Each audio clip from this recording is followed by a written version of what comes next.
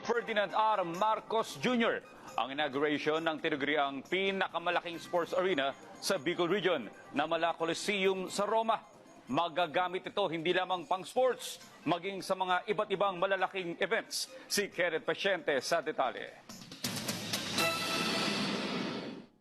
Looks familiar ba ang disenyong ito sa'yo? Inakala mo bang ang tanyag na Coliseum sa Roma? Abay nagkakamali ka dahil 100% Pinoy ang estrukturang yan. Ito ang pinakabagong sports arena sa Bicol Region, ang Sorsogon Sports Arena. Mismong si Pangulong Marcos Jr. ang nanguna sa unveiling ceremony ng naturang estruktura kasama si Senate President Cheese Escudero. Bahagi ito ng Sorsogon Sports Complex na humigit kumulang nasa 1.7 na ektarya.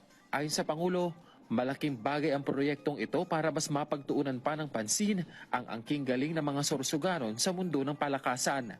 Lalo't magsisilbing daan kasi ito bilang training camp para mahasa pa ang angking galing ng mga atleta. Ito ay isang mahalagang hakbang upang maitaguyod natin ang ating mga kababayan na may angking galing sa larangan ng palakasan. Sa tulong nito, mabibigyan sila ng pagkakataon upang mahasa pa ang kanilang mga talento. Harinawa ay may dagdag pa natin sila sa hanay ng ating Olympian at atletang Pinoy.